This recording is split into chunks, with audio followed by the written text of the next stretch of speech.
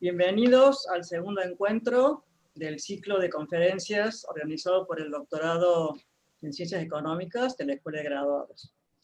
Y muchas gracias por acompañarnos en esta oportunidad. Este ciclo de 4 encuentros, que está dirigido especialmente a los doctorandos, docentes e investigadores, ha sido pensado con el objetivo de brindar diferentes enfoques sobre temas de actualidad, para lo cual han sido invitados distinguidos académicos y especialistas. Hoy tenemos el gusto de tener como disertante al doctor Guillermo Paraje, egresado y ex docente de nuestra casa. Le voy a ceder la palabra a Mariana de Santis, quien va a hacer la presentación de Guillermo. Bueno, Guillermo Paraje es licenciado en Economía por la Facultad de Ciencias Económicas de la Universidad Nacional de Córdoba. Luego completó su formación de posgrado en la Universidad de Cambridge, donde obtuvo su doctorado. Actualmente se desempeña en la Universidad Adolfo Ibáñez, en Chile, como profesor titular en cursos de pregrado y posgrado. Guillermo cuenta con una vasta producción académica en la que se destacan publicaciones en distinguidas revistas nacionales e internacionales, capítulos de libros y ponencias en numerosas conferencias internacionales. Sus áreas de investigación son economía de la salud, especialmente reformas de sistemas de salud y economía de las adicciones y desarrollo económico. Además, ha realizado numerosos trabajos de consultoría para prestigiosos organismos internacionales, entre ellos para la Organización Mundial de la Salud y la Organización de las Naciones Unidas para la Alimentación y la Agricultura. En esta oportunidad va a hablar sobre los efectos del COVID-19 y le damos la palabra a Guillermo ahora mismo. Bueno, muchas gracias de verdad por la invitación. Para mí es realmente un agrado y hasta emotivo poder conversar con ustedes. La facultad es mi casa, aunque me fui desde hace mucho, y realmente así lo siento. Así que bueno, espero que lo que tenga para aportarles les sirva de algo. Es en realidad una presentación que está más pensada para la discusión que para la iluminación, por decirlo de alguna manera. Así que bueno, les cuento de qué se trata. No sé si ven ahí la presentación, la pantalla completa, o lo ven con esta vista de presentador. Sí, se ve no en pantalla completa, pero la podemos ver, Guillermo. No en modo presentación, vemos los slides. Entonces lo cambio.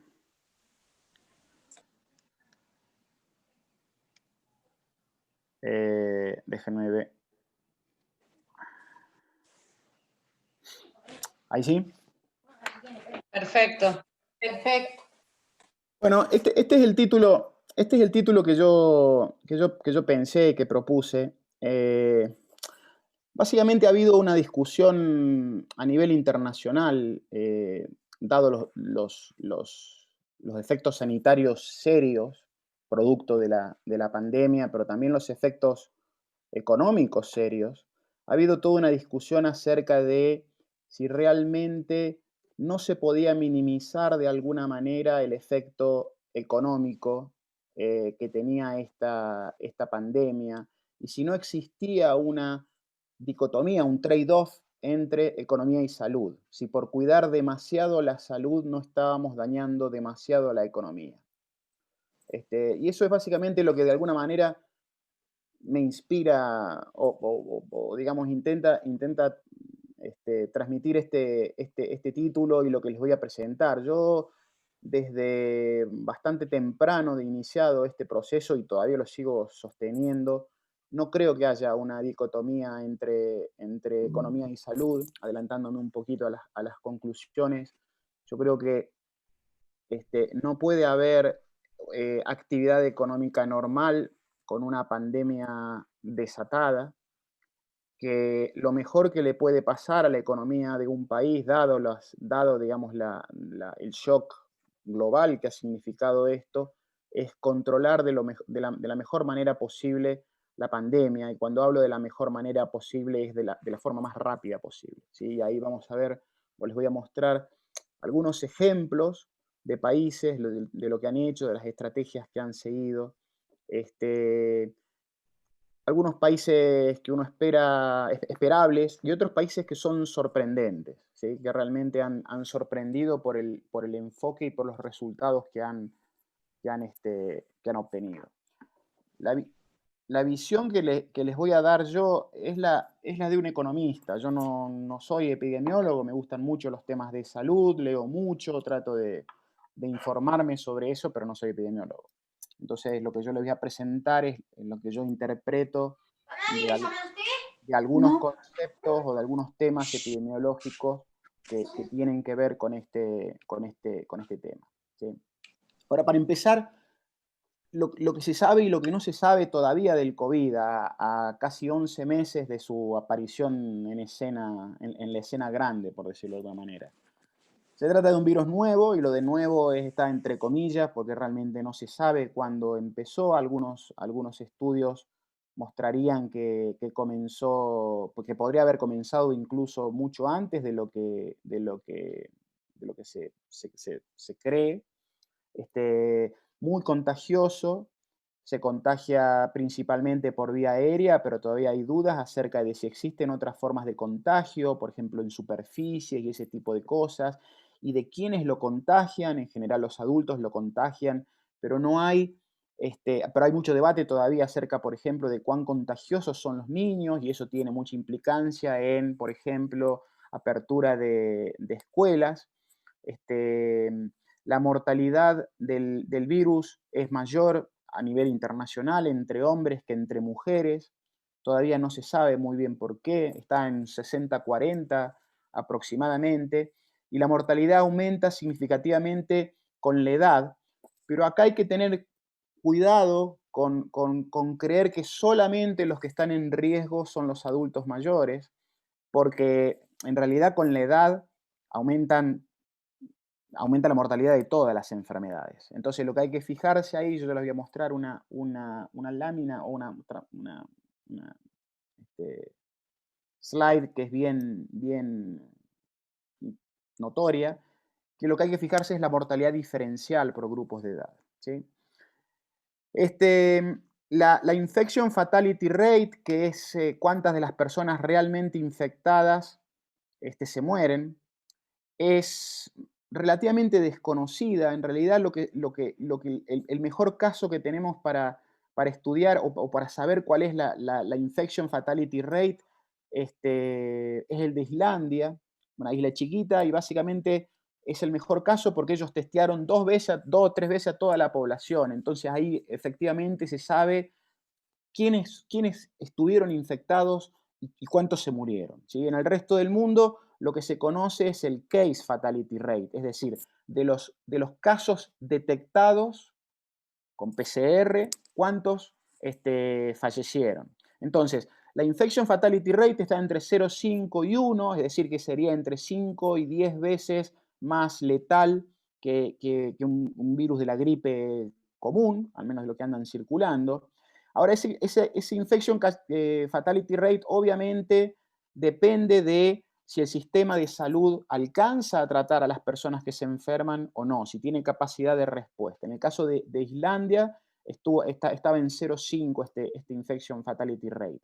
En otros países europeos donde no se conoce el infection fatality rate, pero se conoce el case fatality rate, este otro concepto que les mencionaba, en la primera ola bordeó el 15% en algunos países, en Francia, en Reino Unido, en España, Italia, en Bélgica, lo que es altísimo, es decir, del 15% de los infectados se murieron. A nivel internacional está en 2,5, Argentina está un poquito por encima en este momento, está en 2,7. de los detectados, ¿sí? Y en el caso europeo, en la primera ola, lo que aumentó tanto el case fatality rate fue el colapso del sistema de salud. El sistema de salud se vio abrumado rápidamente por personas que necesitaban asistencia y como no pudieron tenerla, se murieron. Es decir, que es una enfermedad relativamente letal en caso de que no se tenga atención adecuada. Esto muestra un poquito de nuevo algunos países sobre los cuales voy a hacer comparaciones, algunas comparaciones. Argentina, como ven, está relativamente por encima de Alemania, un poquito por debajo de Australia, aunque con mucho menos, con muchas más muertes que Australia, eso está en escala logarítmica. Corea del Sur Corea del Sur y Uruguay tienen case fatality rate, están bastante por debajo del caso argentino. En el caso uruguayo está por debajo del 2% y con pocas muertes. Esto no está corregido por población y ya lo voy a mostrar. Pero como ven, esa es la dispersión a nivel internacional, hay mucha variabilidad, y también tiene que ver eso mucho con las políticas de testeo que han tenido los distintos países. A nivel de América Latina, eso es el case fatality rate. Como ven ahí, Argentina, Brasil y Chile tienen porcentajes similares. Uruguay está bastante por debajo. Venezuela yo no lo miraría mucho. Pero lo que me llama la atención a mí de esto tiene que ver de esta fatalidad, esta tasa de letalidad del virus con la estructura demográfica de la población. Lo que vemos acá es que países que tienen en realidad una población más joven, como puede ser Bolivia o Ecuador, han tenido letalidades mucho más altas que países envejecidos, como puede ser el caso de Uruguay, o más envejecidos como el caso de Uruguay. Y en esto también tiene que ver el manejo de la pandemia. Entonces, no es tan simple decir esta enfermedad mata solamente a los viejos, ¿sí? No es tan sencillo. Mata solamente a los viejos, o mejor dicho, mata más adultos mayores que jóvenes, sí. Depende mucho de cómo se maneje dentro del sistema sanitario esa enfermedad. Esta es otra cosa de un artículo que salió muy bueno, hecho sobre pacientes del Reino Unido.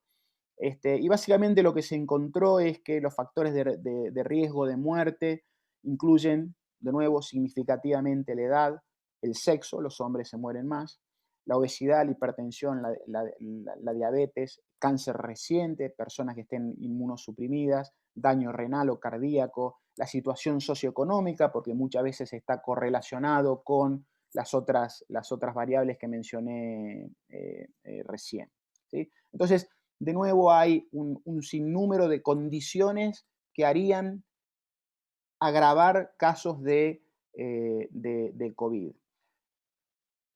Ahora, ¿qué no se sabe todavía? Bueno, no sabemos, por ejemplo, si la reinfección es posible o no es posible. Y de nuevo, acá les hablo como economista, no soy médico, pero lo que he leído es que aparentemente no existirían reinfecciones.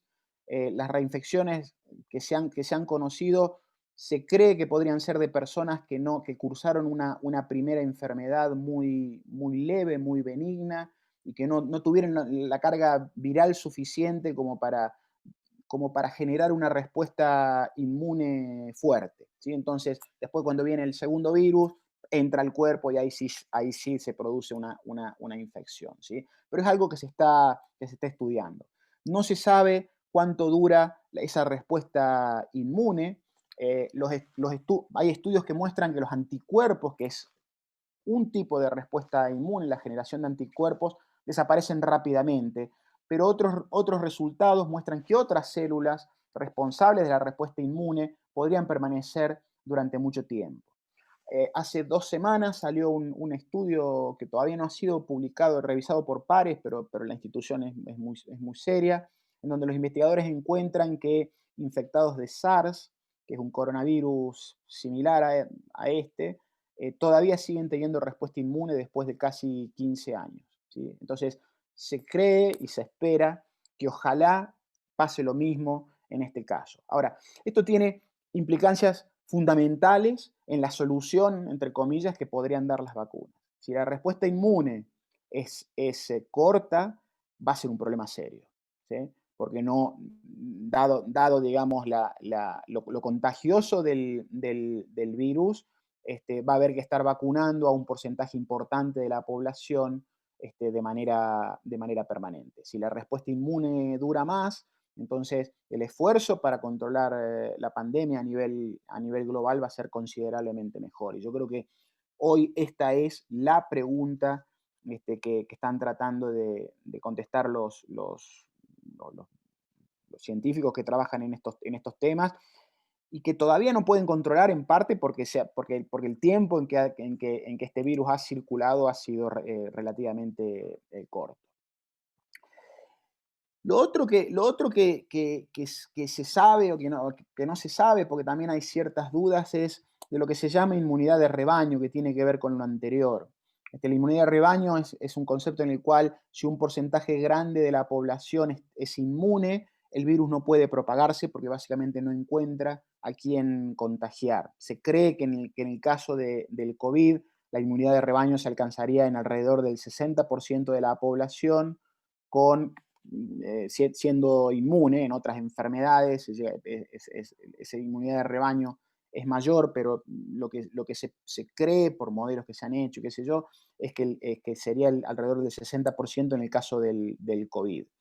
Lo que se sabe y lo que se ha hecho es que estudios serológicos, de los que hablábamos recién, que se han hecho en hotspots como Londres, como Nueva York, que fueron muy afectados, como Estocolmo, que fueron muy afectados por la primera ola de COVID, han encontrado que la existencia de anticuerpos es muy baja en la población, no llega al 10%. Quiere decir que incluso llegar a esta inmunidad de rebaño o esperar manejar la pandemia con el objetivo de llegar a la inmunidad de rebaño y de alguna manera disminuir los costos, por ejemplo, económicos, suena bastante difícil por la evidencia que se tiene.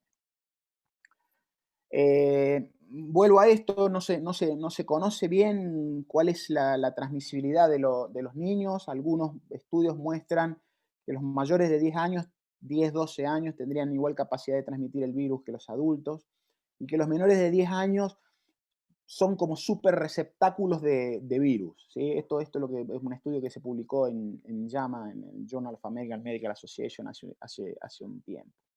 Ha habido países que se han apurado de alguna manera en la reapertura de escuelas, pensando que la transmisibilidad del virus por parte de los menores era menor, y han tenido experiencias bastante traumáticas, como el caso de Israel, y tuvieron que volver atrás con esto. Hay estudios que en el caso de Estados Unidos muestran que el cierre de escuelas disminuyó significativamente la incidencia, la transmisión de la enfermedad. Hay estudios en España que muestran que los niños, no per se, pero sí por toda la logística que implica llevarlos a la escuela, traerlos, cocinarles en la escuela, los transportes, los preceptores, los maestros, qué sé yo, y digamos, tienen potencialmente una capacidad de contagio que es importante. Yo sé que en el caso de Argentina el tema de la reapertura de las escuelas se ha transformado en un tema político, y yo no tengo, digamos, mayor interés en entrar en eso. Acá en Chile también. Pero es algo que me parece que en la que todavía no hay mucha evidencia. Algunos países han adoptado una estrategia, otros han adoptado otra, y todavía falta, me parece, más evidencia para llegar a una conclusión que sea un poco más sólida.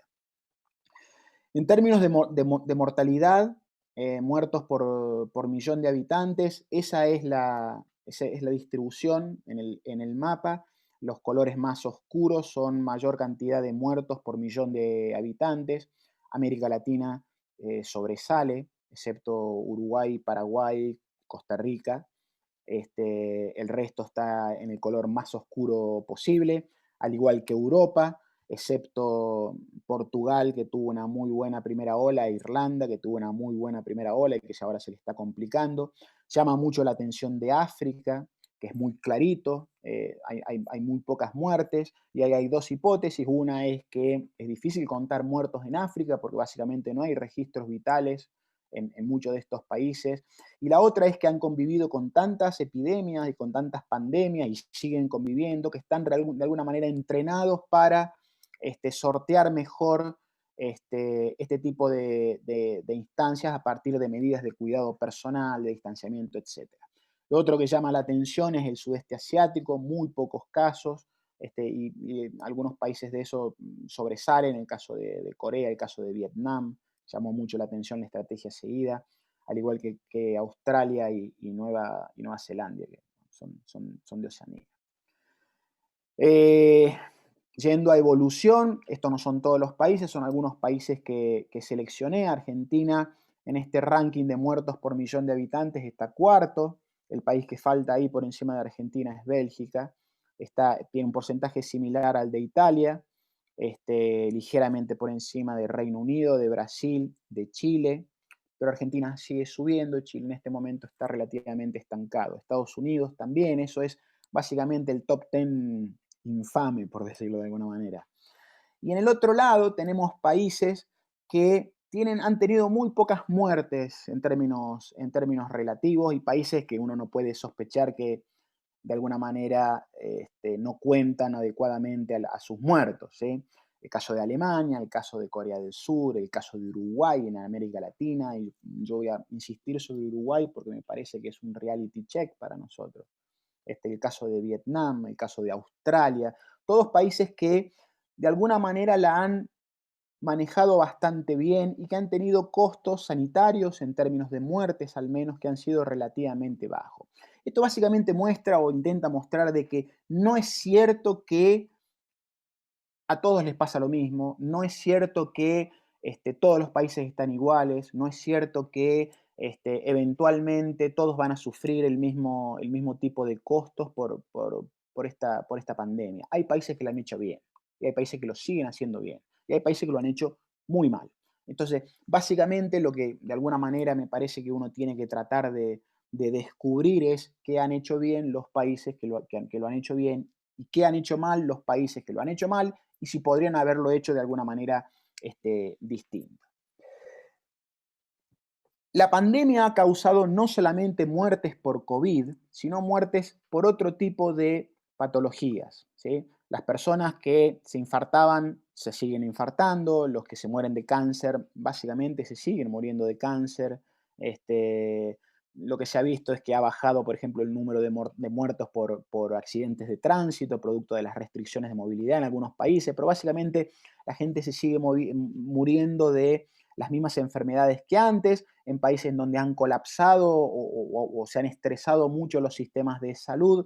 Lo que se ha visto es que la atención COVID ha desplazado otras atenciones, y eso ha generado una mayor mortalidad en esas otras enfermedades, ¿sí? Entonces, lo que vamos a ver, en Argentina todavía no se puede ver porque no hay datos, pero en otros países lo que se está viendo es exceso de mortalidad, es decir, comparar cómo fue la mortalidad a lo largo del tiempo durante este año con el promedio de la mortalidad de los últimos 5 años. Y eso es básicamente lo que muestra ese gráfico. Entonces, en el caso de España, por ejemplo, tenemos que alrededor de fines de marzo la mortalidad fue un 140%, 150% superior que el promedio de los últimos 5 años en esa semana, ¿sí? Para evitar cuestiones estacionales, fiestas, qué sé yo, ¿sí? Entonces, eso es lo que muestra.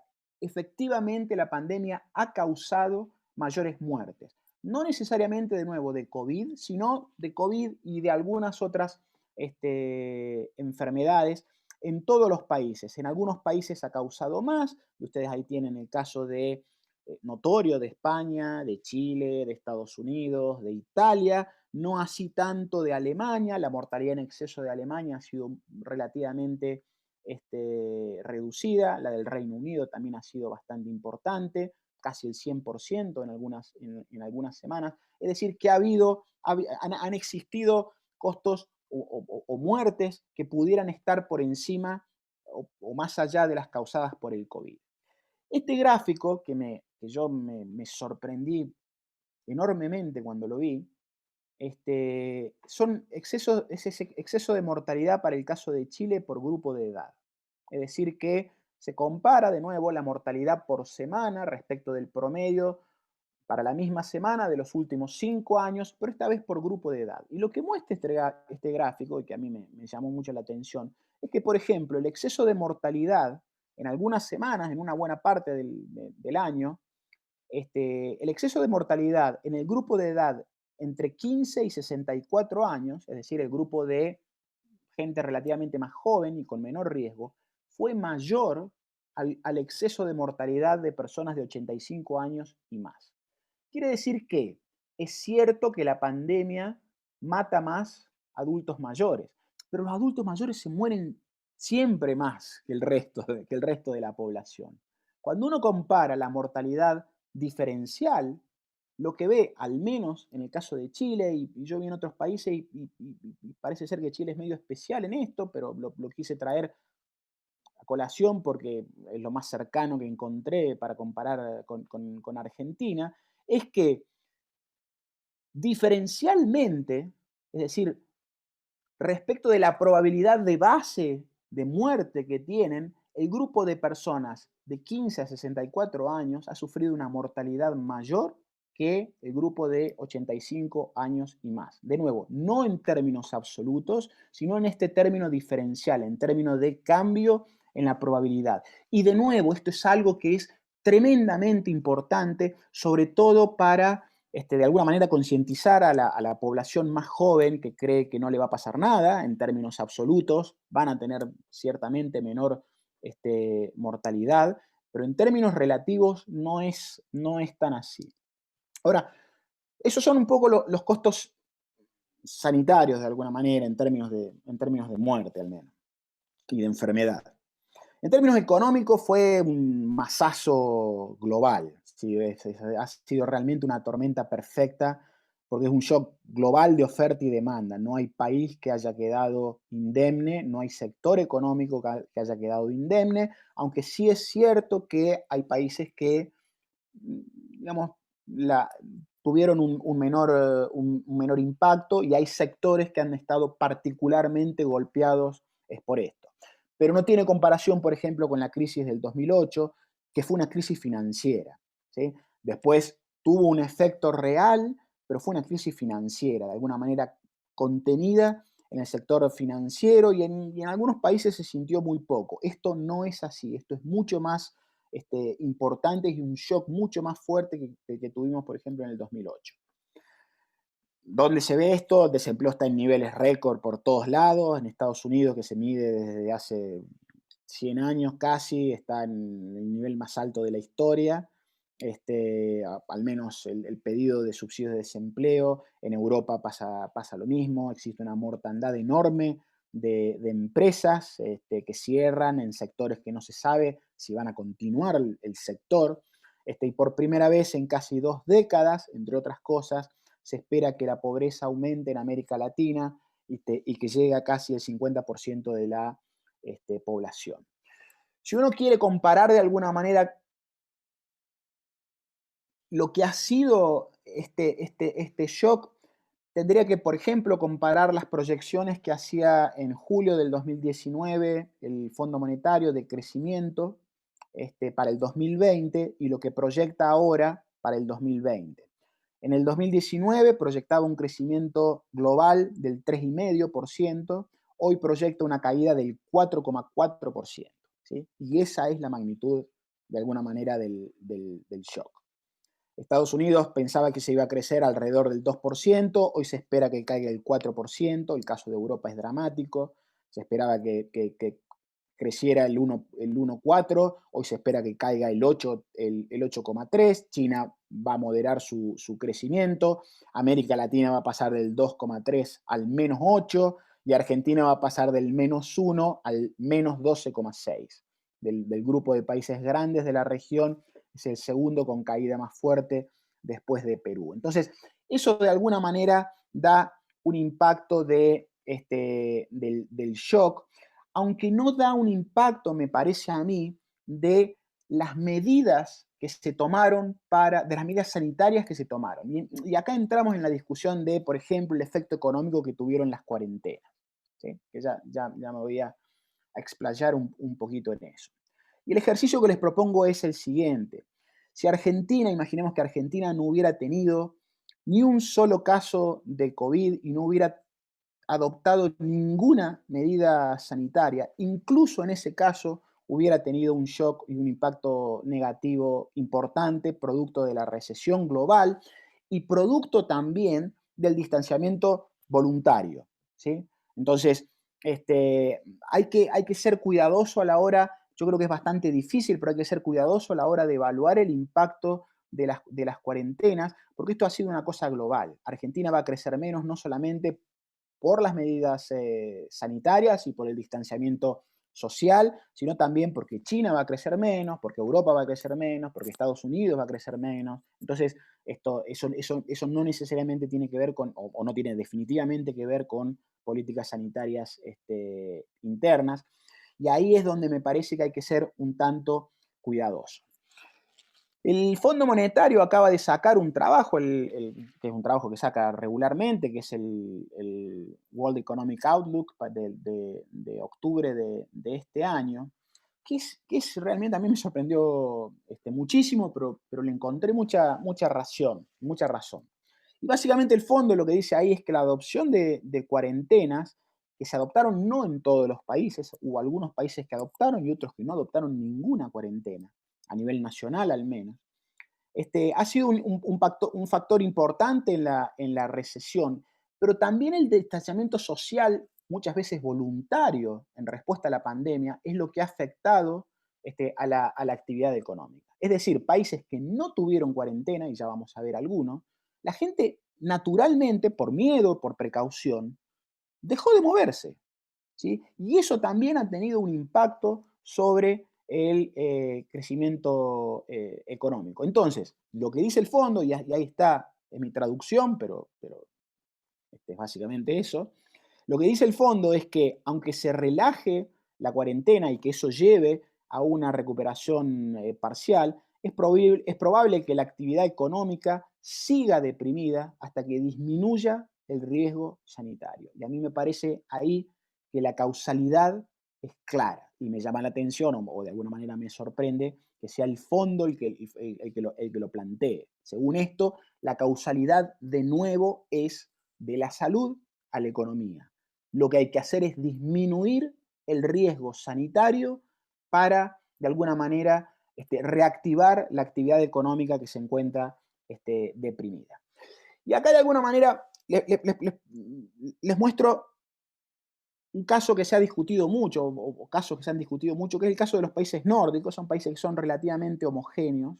El caso de Suecia fue muy discutido porque tomó una estrategia sanitaria muy distinta a la de sus vecinos nórdicos. Suecia no adoptó ninguna cuarentena, no hizo obligatorio el uso de máscaras, incluso en algunos momentos ni siquiera cerró las escuelas.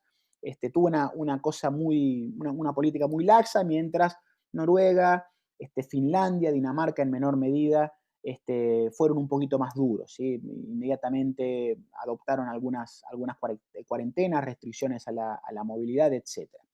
El gráfico de la izquierda muestra un índice de respuesta astringente del gobierno, y lo que muestra ahí es que inicialmente los gobiernos de Noruega, Dinamarca y Finlandia adoptaron respuestas más duras que Suecia, lo que les mencionaba recién, ¿sí? Mientras más alto el índice, más astringente, no sé cuál es la traducción, son las políticas, más limitantes de la actividad económica, de la movilidad.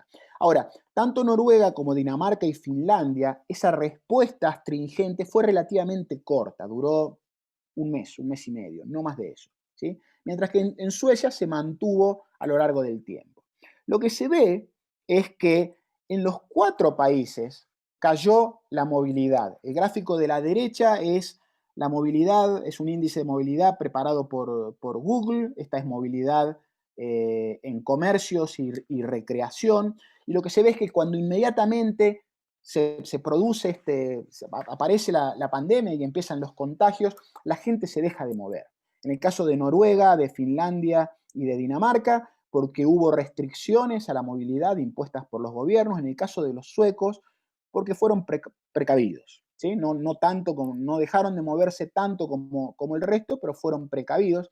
Y a partir de ahí la movilidad se incrementa, y de hecho en el caso de de Dinamarca se incrementó hasta por encima de lo que era antes de la pandemia, ¿sí? Pero el caso de Suecia muestra que la gente voluntariamente se dejó de moverse, ¿sí? Se protegió de alguna manera. Ahora, las cuarentenas en Noruega y en Dinamarca, y en Finlandia también no lo puse por una cuestión de espacio, fueron cortas, y eso básicamente implicó un shock, como les comentaba recién. Estos son gráficos de la OECD. Implicó un shock importante, pero una recuperación muy rápida, básicamente porque controlaron rápidamente el contagio. El contagio. En el caso de Suecia, ese contagio fue mucho más extendido en el tiempo, y eso se cree, de nuevo, siguiendo al fondo, que podría de alguna manera demorar o haber demorado la respuesta económica, que es mucho más lenta, la recuperación económica en el caso de los suecos. Y en términos de costos sanitarios, la mortalidad sueca fue 6 veces mayor a la de cualquiera de sus vecinos. Si comparamos Suecia con Noruega fue 12 veces superior a la de sus vecinos en términos de muertos por millón. Esto está controlado por población. Entonces, la respuesta sueca a esto de no adoptar medidas tan astringentes inicialmente, tuvo costos sanitarios enormes, una de las mortalidades más altas del mundo, y tuvo costos económicos más altos que los de sus vecinos. Entonces, de nuevo, no es cierto, no es necesariamente cierto que la cuarentena per se sea dañina en términos económicos. En el caso de América Latina, los 3 países que yo creo son más comparables son Chile, Argentina y Uruguay, y vemos más o menos lo mismo, ¿sí? En el caso de Argentina, puso medidas muy astringentes inicialmente, de hecho llegó al 100% de lo que considera este índice. Después se mantuvo, al menos en términos nominales, muy astringente. En el caso de Chile fue mucho más lenta la respuesta y se volvió muy dura cuando el sistema sanitario colapsó, cuando ya se veía que iba a ser un desastre sanitario esto. Ahí recién existieron los toques de queda y las cuarentenas obligatorias, y Uruguay no tuvo cuarentena, ¿sí? Tuvo restricciones a los viajes internacionales, tuvo un gobierno que sugirió a la gente no moverse, sobre todo a los adultos mayores, no salir en caso de que no sea necesario, y no tuvo cuarentena. Aún así, el gráfico de la derecha muestra que disminuyó mucho la movilidad, pero no tanto como en el caso de Chile y Argentina. Y en términos económicos, de nuevo, lo que se espera es que el país o los países que más rápido se recuperen, o entre los países que más rápido se recuperen el año que viene, Uruguay muy por encima de Argentina y Chile. Entonces, de nuevo, el manejo de la pandemia parece ser una cuestión, y esto puede sonar obvio, pero parece ser una cuestión importante a la hora de determinar cómo va a ser la salida en términos económicos de esa pandemia. Lo que vemos en el gráfico de la derecha es justamente mortalidades relativas por millón de habitantes para el caso de Argentina y Chile y Uruguay. Uruguay tiene en este gráfico una mortalidad que es 80 veces inferior a la de Argentina, ¿sí? y a la de Chile, ¿sí? Y de nuevo, el caso uruguayo es un poquito más complejo de lo que parece acá, pero básicamente, sin cuarentena, con restricciones voluntarias, han tenido una mortalidad extraordinariamente baja. Volviendo al tema del efecto que tendrían estas medidas duras, como pueden ser los confinamientos obligatorios, según el fondo, de nuevo, este es un documento nuevo del fondo, lo que dice es que efectivamente estos confinamientos pueden reducir las infecciones de manera sustancial y de manera relativamente rápida, y ese gráfico muestra que un lockdown completo, efectivo, ¿sí?, reduce de manera sustantiva o puede reducir de manera sustantiva la transmisión del virus en un mes, 5 semanas, ¿sí? Y esto, y ellos mismos dicen que esto debiera de alguna manera señalar que cuarentenas tempranas y estrictas pueden ser necesarias, ¿sí? De nuevo, no es la Organización Mundial de la Salud, es el Fondo Monetario Internacional el que dice esto. Cuando de alguna manera la situación amenaza con salirse de cauce, puede ser positivo establecer una cuarentena temprana. Lo que dice también el fondo en este trabajo es que las cuarentenas estas tempranas y efectivas pueden ayudar al crecimiento económico acelerado si contienen la epidemia, y que los costos económicos en el corto plazo de estas cuarentenas pueden compensarse con un crecimiento de mediano plazo mayor. Entonces, la cuarentena, de nuevo, per se, no es una herramienta que genere costos económicos, ¿sí? Ya vamos a ver el caso argentino.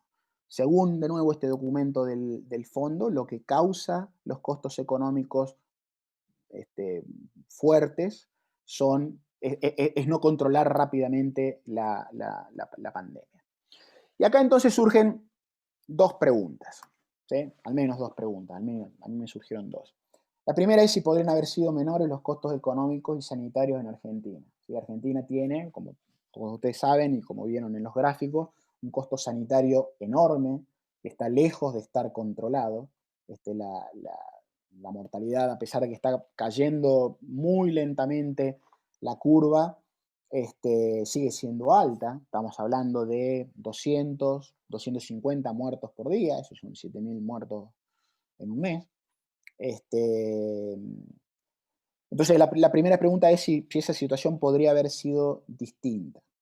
La segunda es si existían alternativas al confinamiento y a las restricciones muy duras y muy tempranas que instauró Argentina y que hubieran tenido menores costos económicos para el país.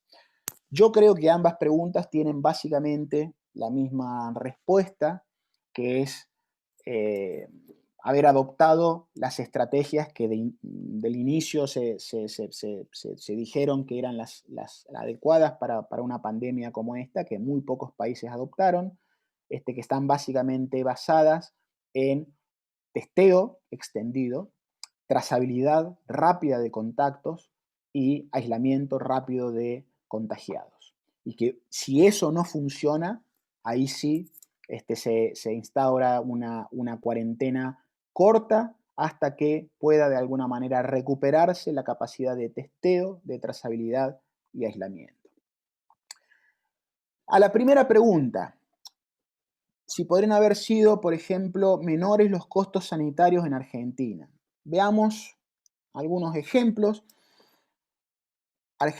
¿Cuántas muertes tendría Argentina hoy si hubiera tenido la mortalidad por millón de Alemania, Australia, Corea o Nueva Zelanda? Básicamente, con la de Alemania tendría el 79% menos de muerte, con la de Australia el 95% menos de muerte, con la de Nueva Zelanda el 99% menos de muerte. Y uno dice, bueno, está bien, pero esos países son desarrollados, que la pobreza, que el hacinamiento, qué sé yo. Si hubiéramos tenido la mortalidad de Uruguay, hubieran existido solamente menos de 1.000 muertes, alrededor de 97,5% menos que las muertes actuales a la semana pasada.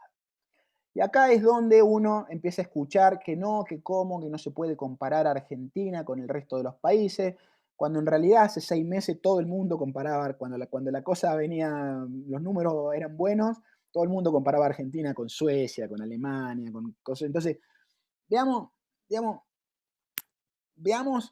tratemos de, si no les gusta, o si a la gente no le parece compararse con Alemania, comparemos con Uruguay, si no parece compararnos con Uruguay, porque Uruguay es distinto, qué sé yo, tratemos de hacerlo un poquito más homogéneo.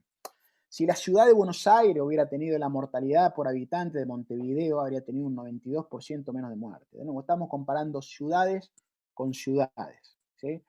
No es tan distinto la ciudad de Buenos Aires con Montevideo, y de hecho Montevideo tiene una población que es más envejecida que la población de la ciudad de Buenos Aires, ¿sí? Y no estamos hablando de diferencias del 10%, estamos hablando de diferencias del 90%. Quiere decir que hay algo, que yo creo que son las políticas, que explica la enorme diferencia en resultados que tuvo una jurisdicción versus la otra. Si comparamos la provincia de Córdoba con Uruguay, que tienen una superficie similar y una población similar, la provincia de Córdoba hubiera tenido una mortalidad un 94% menor que la que tuvo si hubiera tenido los muertos por millón de habitantes de Uruguay. De nuevo, no estamos hablando de 10%, 20% de diferencia, estamos hablando del 95%. Y Córdoba fue una de las provincias que mejor política sanitaria implementó en este caso dentro de lo que fue Argentina.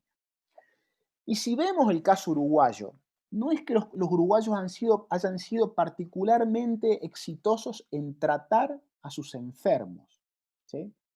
Si ven en este gráfico la evolución del case fatality rate, es decir, los muertos por casos detectados a lo largo del tiempo, ustedes pueden ver que Uruguay tuvo durante un tiempo, entre junio y septiembre, un case fatality rate superior al de Argentina, y tuvo durante la mayor parte del tiempo un case fatality rate superior al de Chile. Es decir, que Uruguay no lo hizo, comparándolo con Argentina y Chile, especialmente bien tratando a sus enfermos. Lo que hizo especialmente bien Uruguay fue evitar que las personas se enfermen. Y que cuando las personas se enfermaban, trazar muy rápidamente a los contactos y evitar que esas personas siguieran contagiando. Es decir, fue una estrategia de contención. Y recuerden que Uruguay no tuvo cuarentena, ¿sí? Entonces, no solamente en el caso de Uruguay, sino en el caso de Alemania, de Corea, de Vietnam, que es un caso que es absolutamente sorprendente, de Nueva Zelanda, de Australia, no tuvieron cuarentenas extendidas, y cuando las tuvieron fueron relativamente cortas. El secreto de estos países, o la receta de estos países, y en el caso de Corea fue muy estudiado, pero básicamente todos los países que lo han hecho bien comparten estas estrategias, han sido lo que les mencionaba: desplegar estrategias muy agresivas de testeo, de trazabilidad y de aislamiento. Algo que se sugirió, por otro lado, desde el primer momento, y algo que aprendimos en las numerosas pandemias que hemos tenido a lo largo del siglo XX, empezando por la de la gripe del 18, ¿sí? Entonces, la primera pata de esta estrategia son los testeos, ¿sí? Y el objetivo de los testeos es testear a la mayor cantidad posible de personas, detectar rápidamente, es decir, que el resultado de los tests tiene que ser relativamente rápido, y tener la capacidad a partir de eso de investigar los contactos y aislarlos, ¿sí? Entonces, debe ser un testeo extendido y debe ser un testeo con resultados rápidos. Ahora, ¿qué es un testeo extendido? Bueno, lo que se sugiere es que el número óptimo de test está dado por la tasa de positividad. ¿Cuántos de los test que se hacen arrojan casos positivos? Y el umbral es alrededor del 10%. Si un país tiene una positividad mayor que el 10%, quiere decir que los test que está haciendo son insuficientes para determinar de manera adecuada la circulación viral, ¿sí? Se testea demasiado poco, y lo que se recomienda en ese caso es extender el testeo. Y si la positividad no baja, es porque el virus está absolutamente extendido, y ahí sí lo que hay que hacer es parar a toda la población, establecer una cuarentena estricta y por un tiempo de alrededor de 4 semanas. En el caso de Corea, Australia, Nueva Zelanda y Alemania no superaron nunca, en ningún momento, la tasa de el 10%, esta tasa de positividad. En el caso de Australia, en el peor momento, estuvo por debajo del 5%. Y en el caso de Uruguay, estuvo muy brevemente en torno al 5%. La mayor parte del tiempo estuvo por debajo del 2% y hoy está por debajo del 1%. De nuevo, hacen los tests que tienen que hacer para saber, para conocer la circulación, la circulación viral. Y en el caso de que sean positivos, rápidamente de nuevo identificar contactos y aislarlos, contener a los casos potencialmente contagiantes.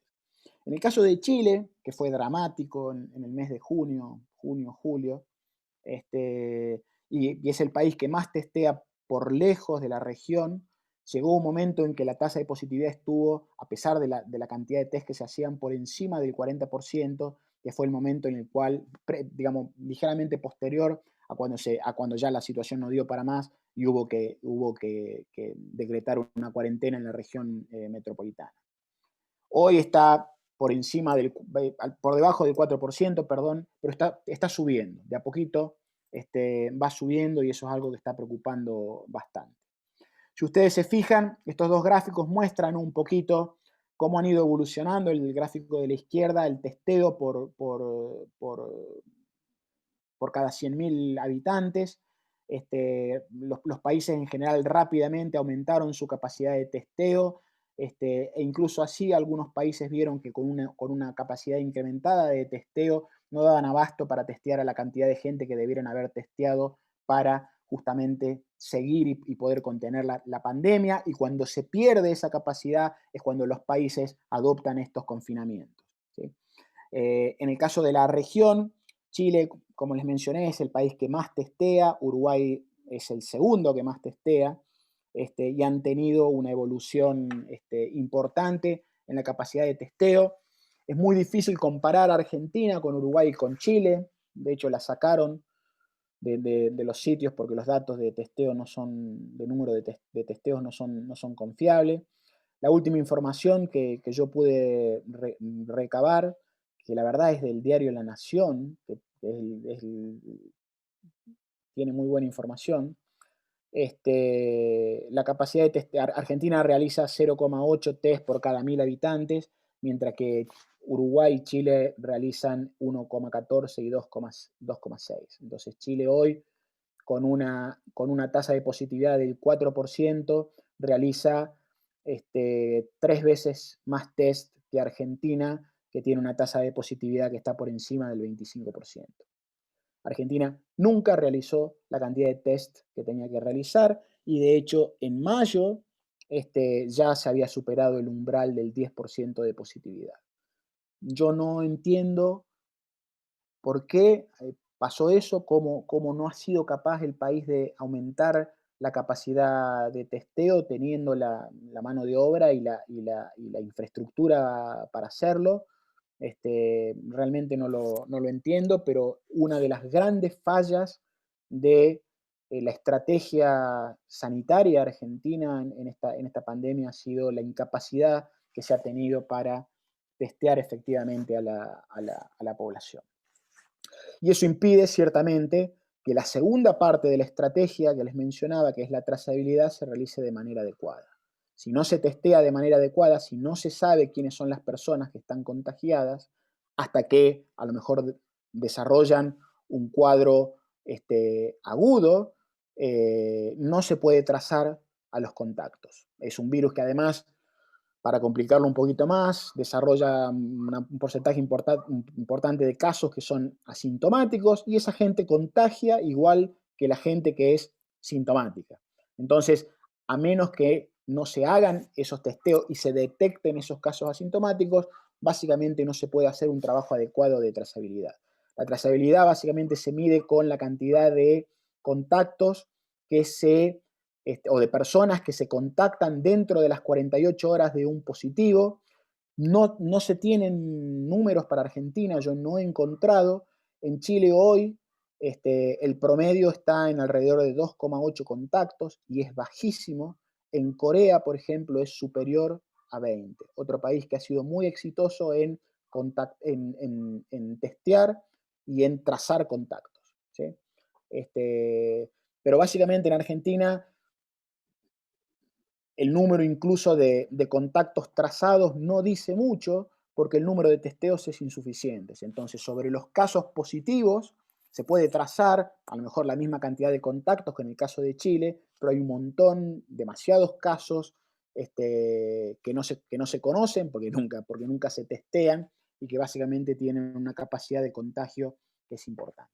Entonces, pasando a considerar un poquito más la estrategia de Argentina, que ha sido una estrategia sui generis, como muchas cosas que pasan en Argentina.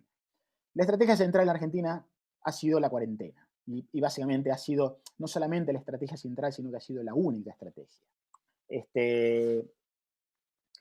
En ningún país del mundo se ha usado la cuarentena, como en el caso argentino, como única estrategia. Ningún país del mundo ha tenido una cuarentena, al menos en términos nominales, porque ya se ha desflecado completamente, tan larga como la Argentina. Y eso básicamente desnuda la incapacidad que ha tenido el sistema sanitario argentino para generar las estrategias que deben generarse a partir de la cuarentena, ¿sí?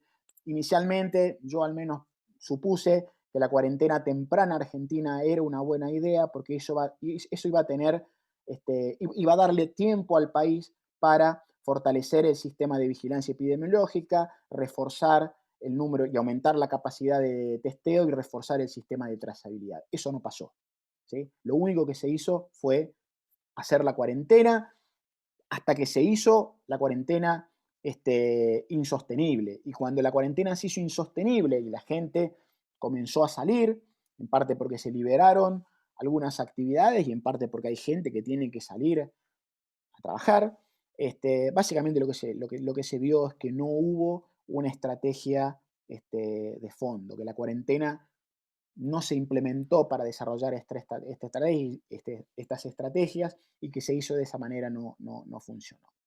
De nuevo, hay que reforzar que las cuarentenas no son inevitables.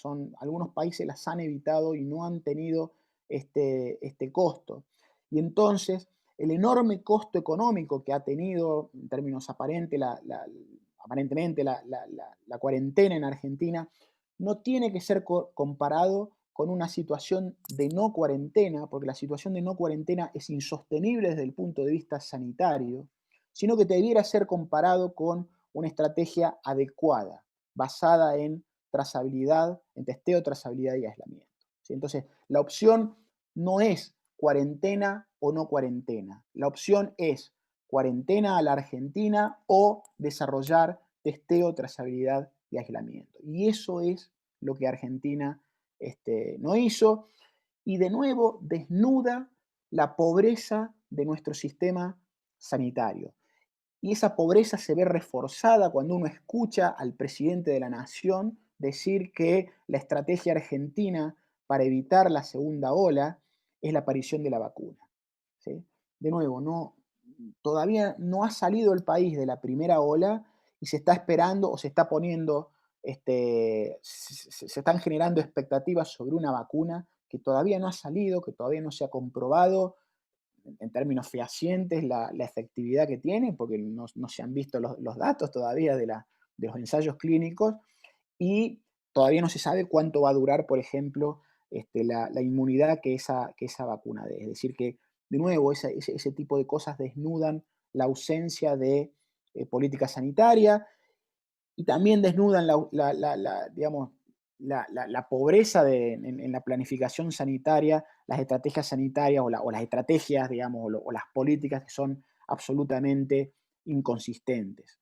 Yo puedo entender que hay sectores que están muy golpeados, como puede ser el turismo o todo lo que tenga que ver con hospitality, pero es absolutamente incomprensible esta política de libre movimiento a nivel nacional sin ningún tipo de restricción. Ustedes viven en Córdoba, ya saben lo que pasó hace una semana y media con el fin de semana largo, los puntos de turismo absolutamente desbordados. Yo soy de un pueblo que está al lado de Miramar. En Miramar cerraron el pueblo porque no entraba más nadie, imagínense eso. Entonces, todo ese tipo de cosas realmente complican en términos sanitarios y complican en términos económicos, porque lo mejor que le puede pasar a Argentina en términos sanitarios y en términos económicos es salir de la primera ola y no enganchar la primera ola con la segunda ola, que yo creo que es algo que es bastante plausible. Y ahí está el caso de Estados Unidos. Estados Unidos no salió nunca de la primera ola y hoy, en lo que es la tercera cresta de esa primera ola, tiene casos que son el triple de lo que fueron en la primera ola. Básicamente por, de nuevo, estrategias absolutamente inconsistentes, por no tener ningún tipo de restricción a la movilidad entre ciudades, por permitir reuniones de facto o en términos formales de un número grande de personas, etcétera. Según un ranking de resiliencia de COVID, es decir, de qué tan bien uno puede esperar que los países aguanten el COVID, hoy, entre 53 países, Argentina está en el puesto 52. ¿Sí? Esto considera varios aspectos, no solamente la cantidad de contagios, la incidencia, es decir, los contagios nuevos por semana, sino otro tipo de políticas y la disponibilidad que van a existir en esos, o la capacidad que van a tener esos países en vacunar a la población. Esto se hizo solamente para países con Producto Interno Bruto mayores a 200.000 millones de dólares, por eso no están todos los países. De los 53 países, Argentina aparece 52. Y en los primeros puestos hay países que no son países precisamente desarrollados, como pueden ser Vietnam o Tailandia. Son países, de nuevo, que han tenido estrategias que han sido relativamente exitosas. Para terminar, una pregunta, de nuevo, que a los economistas nos ha de alguna manera deslumbrado más que a los epidemiólogos y a los expertos en salud pública, que la consideran una locura, que es si podrían haber sido distintas las cuarentenas. Ya viene la idea de que las cuarentenas no debieran haber sido horizontales, es decir, parar a toda la población, sino que debieran haber sido verticales y parar solamente a los grupos vulnerables, ¿sí? Grupos de mayor riesgo sanitario por COVID. Entonces, uno buscaría con estas cuarentenas verticales aislar a adultos mayores, por ejemplo, y a personas de alto riesgo con preexistencia. Mientras el resto hace su vida normal, se enferma y de alguna manera va logrando o va llevando a que exista una inmunidad de rebaño y que eventualmente eso favorezca a los que estaban aislados y que puedan de alguna manera reintegrarse. Más allá de que la inmunidad de rebaño, como les mencioné inicialmente, está lejísimos de ser lograda en cualquier lado, esta idea de cuarentena vertical es básicamente una locura, ¿sí?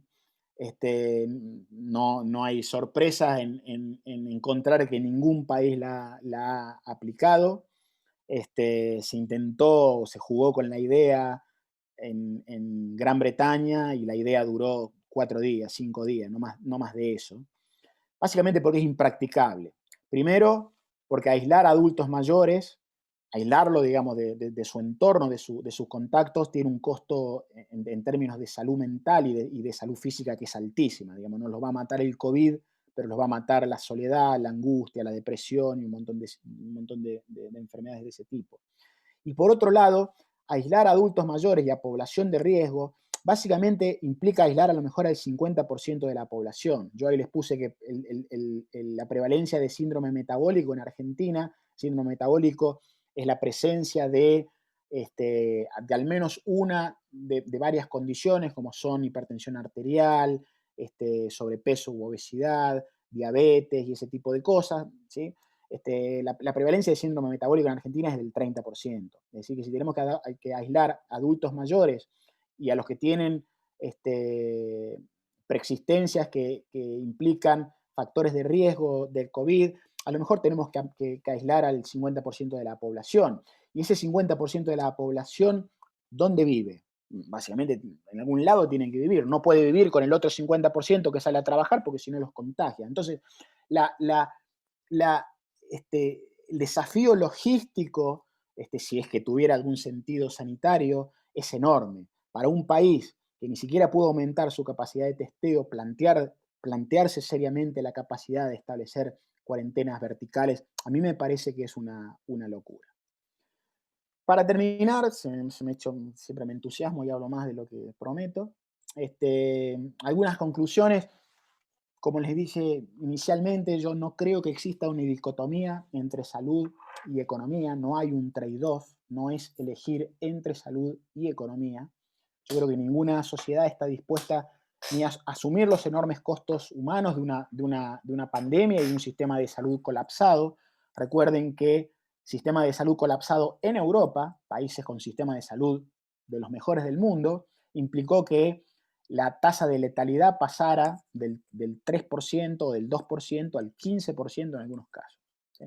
Entonces, eso yo creo que no se lo aguanta ninguna sociedad y además no puede funcionar. La gente no sale, no está dispuesta muchas veces a arriesgarse en ese tipo de situaciones.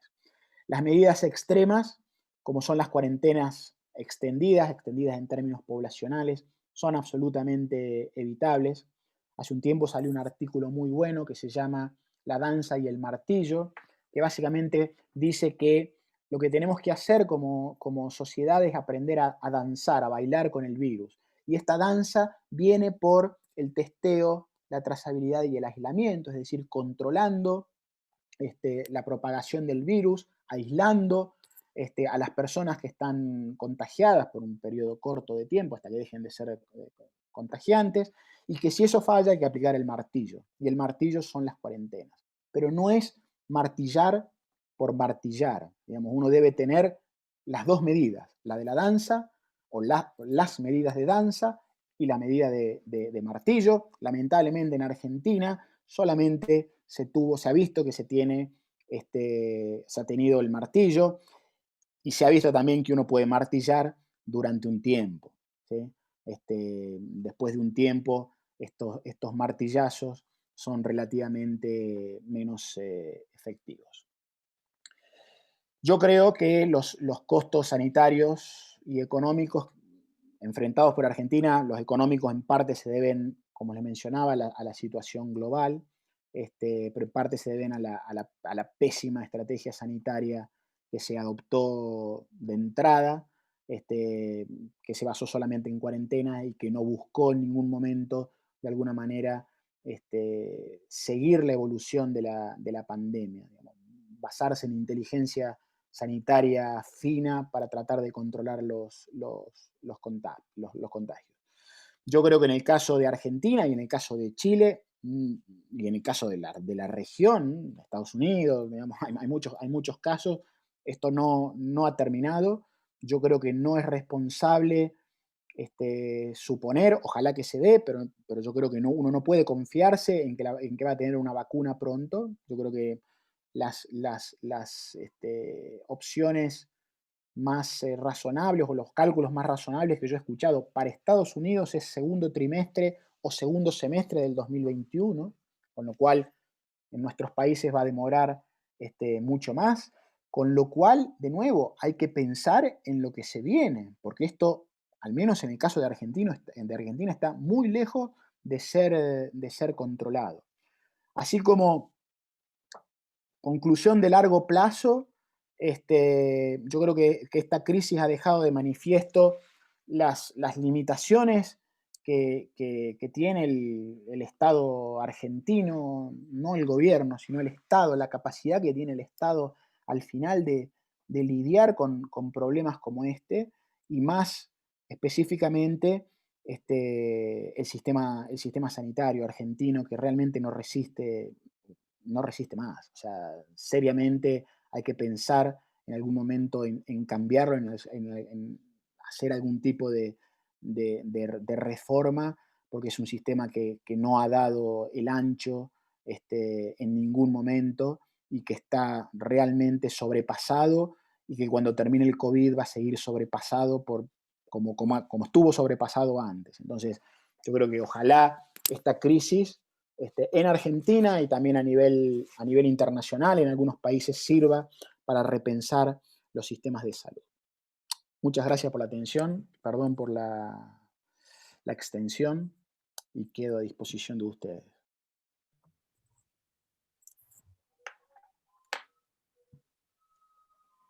Abrimos el espacio de preguntas, si lo hacen a través del chat.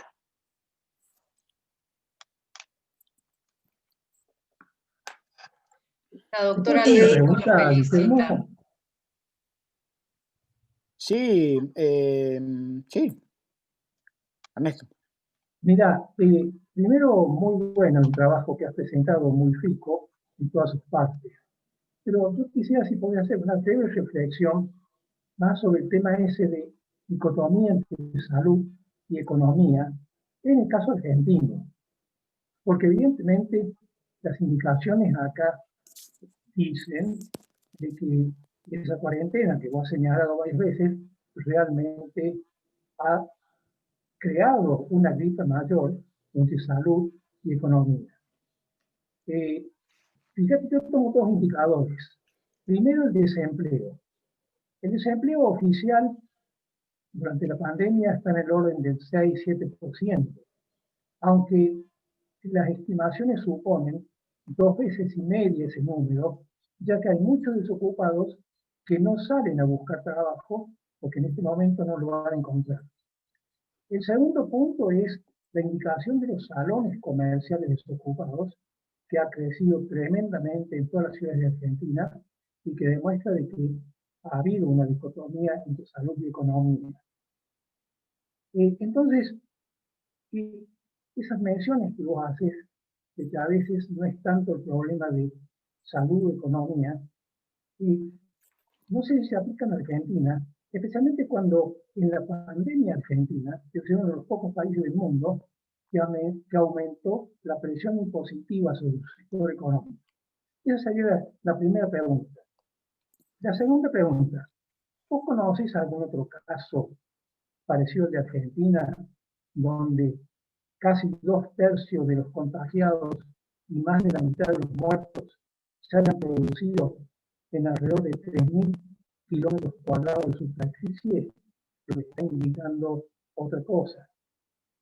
Y la tercera pregunta, como economista, por supuesto, no como médico, ¿qué ves vos de las 4 o 5 vacunas que están dando vuelta? ¿Cuál te parece que está haciendo esfuerzos más relevantes, más serios para su aplicación? A ver, de nuevo, a mí me disgusta, reconociendo que hay casos excepcionales, pero me disgusta de alguna manera pensar en países excepcionales. Yo sé que hay cosas que son locales, ¿sí? Pero yo no conozco un solo país en el mundo que no crea que es único, ¿sí? De nuevo, de alguna manera lo son todos los países, pero no son tan únicos, ¿sí? Cuando uno ve que países que adoptaron ciertas estrategias tuvieron todos los mismos resultados, mientras que otros que tuvieron adoptaron otra estrategia les fue mejor, ahí no quiere decir que los países sean distintos, sino que las estrategias que adoptaron son distintas, ¿sí? Entonces, yo no creo que el caso argentino sea excepcional en términos de resultado ni económico ni sanitario. En Argentina se hicieron las cosas mal. Ahora, en términos económicos, lo del desempleo y los salones comerciales vacíos y todo eso, de nuevo, uno no tiene que compararlo, no tiene que atribuírselo a la cuarentena, ¿sí? o a las medidas estas. Por lo que mencionaba inicialmente, primero ha sido una crisis global. Argentina hubiera sido, digamos, el desempleo hubiera aumentado de todas maneras. Si Argentina no hubiera tenido ni un solo caso de COVID, no hubiera tenido ni un día de cuarentena, el desempleo hubiera aumentado. y los salones comerciales a lo mejor no tantos, pero se hubieran los locales comerciales, hubiera habido una caída en el nivel de actividad. Lo que yo creo que hay que hacer, y es la parte difícil, y ciertamente esto se va a lograr con el tiempo, para ver el costo de las medidas sanitarias adoptadas en Argentina, va a ser comparar lo que pasó en Argentina, corrigiendo por todas las variables, metiendo en la regresión todas las variables para corregir, como hacemos los economistas, pero va a ser comparar los costos económicos que tuvo Argentina y los costos económicos que tuvieron otros países que siguieron otras estrategias sanitarias, ¿sí? Países que estuvieron igualmente inmersos en una crisis global, que sufrieron efectos negativos producto de una crisis global, pero digo, yo no creo que la situación argentina sea tan distinta. De nuevo, veíamos, al principio les mostraba que Inglaterra esperaba crecer, la zona euro esperaba crecer un 1.5% en el 2020, se esperaba que creciera y ahora se espera que caiga un 8,5%. Entonces, ha sido un masazo para todo el mundo, ¿sí? Lo de los muertos en pocos kilómetros cuadrados, hay países que han tenido más muertos que Argentina en menos kilómetros cuadrados o en kilómetros cuadrados similares. Bélgica es uno. Ciertamente la densidad poblacional es un factor de riesgo, un factor que hace más difícil el control de este tipo de pandemias. Ahora, de nuevo, con políticas adecuadas, que son más difíciles cuando hay carencias habitacionales y ese tipo de cosas, pero con políticas adecuadas de aislamiento o de trazabilidad de contacto o de testeo, uno podría haber tenido una respuesta mejor. El problema, Ernesto, en Argentina, o el problema inicial en Argentina, es que ni siquiera sabemos quiénes estuvieron enfermos. Ni siquiera se tuvo la capacidad de determinar qué personas estaban enfermas y podían contagiar y tratar de contenerlos. O sea, el sistema se rindió en el primer obstáculo. Mientras otros países, como Chile, aumentó 50 veces su capacidad de testeo en 7 meses, en 8 meses, Argentina no lo hizo. Entonces, hay ciertamente factores que complican el manejo, como es la pobreza, como es la densidad habitacional, como es la informalidad, pero ni siquiera hicimos lo que teníamos que hacer. Entonces, lo de las vacunas es una respuesta absolutamente no médica, y por lo que he leído, hasta ahora de la vacuna rusa no se sabe absolutamente nada. Hay 76 casos que no han sido publicados, nada más, 76 casos, 76 resultados. Hay una vacuna china que está pronto a sacar sus resultados, que es la que está siendo desarrollada por el Instituto Chino de Salud. Hay expectativas. Está la de Pfizer y la de Moderna. La de Moderna está desarrollada con el Instituto Nacional de Salud de Estados Unidos, que es una institución de las más serias, de las más prestigiosas a nivel internacional. Tienen un método de producción y para despertar la respuesta inmune que es absolutamente novedoso, no se utilizó nunca en ninguna otra vacuna, y que bueno, eso despierta ciertas preguntas. La de Pfizer tiene el enorme problema que hay que distribuirla a menos 70 grados bajo cero, lo cual no va a ser fácil. La otra no, la otra parece que se puede distribuir refrigerada. Y está la de Oxford AstraZeneca, que todo el mundo esperaba con mucha ansiedad, que ha dado resultados menos alentadores que la otra, y que de hecho hoy leía que van a repetir parte del ensayo clínico, porque la dosis que le dieron a algunos fue dada por error, y que esa dosis fue la que mejor respuesta inmune dio. Entonces van a hacer una parte del ensayo clínico de nuevo y que eso va a demorar los resultados. De todas las vacunas, incluso de las 3 que son las que han salido en las noticias, la de Moderna, la de Pfizer y la de Oxford, no se conoce un solo dato. ¿Sí? No han sido publicados los datos de los ensayos para pares y todavía no han sido presentados a los organismos reguladores. Pfizer lo presentó la semana pasada y todavía no ha habido una audiencia pública para discutir eso con científicos, digamos, abierta, para discutir los resultados. Lo que yo he hablado con algunos expertos en vacunas acá de Chile, lo que me han contado es que ellos creen que las vacunas no van a ser tan efectivas del 90%. Ellos dicen, eso, cuando se vean los datos, no va a ser así, que con suerte van a ser alrededor del 60%, con mucha suerte del 70%, ¿sí? de eficacia, que ellos creen que van a ser vacunas seguras. Y que bueno, lamentablemente no se va a saber cuál es la mejor porque no se logró hacer un ensayo clínico único para todas las vacunas. Entonces no pueden compararse directamente los resultados de esos ensayos, ¿sí? Y el tiempo lo va a decir. Muy probablemente la de Pfizer y la de Moderna sea aprobada por Estados Unidos pronto si los resultados son satisfactorios para los expertos, pero después hay que empezar para vacunar. Y una vacuna que tiene el 60% de eficacia, si uno quiere lograr, suponiendo que la inmunidad dure a lo largo del tiempo, si uno quiere lograr un 60% de población cubierta, tiene que vacunar a el 100% de la población, lo cual es un desafío. ¿Okay? Si la vacuna tiene el 90%, tiene que vacunar menos de la población, pero si tiene el 60%, tiene que vacunar al 100% de la población.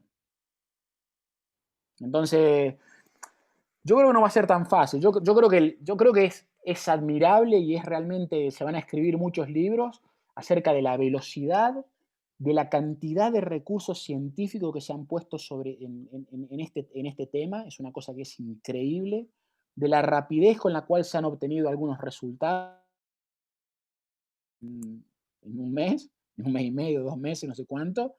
Se desarrollaron vacunas de la nada, pero todavía me parece que falta. Desde mi ignorancia, ¿no es cierto? Me parece que falta un montón. Le damos la palabra a Adrián, que quiere hacer una consulta.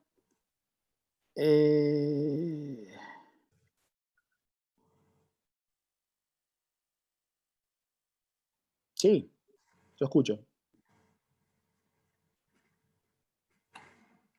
Guillermo, ¿me escuchás? ¿Sí?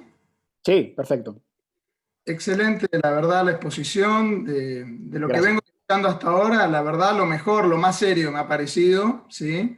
Trato de seguir bastantes charlas de este tema y sinceramente me pareció muy buena la exposición.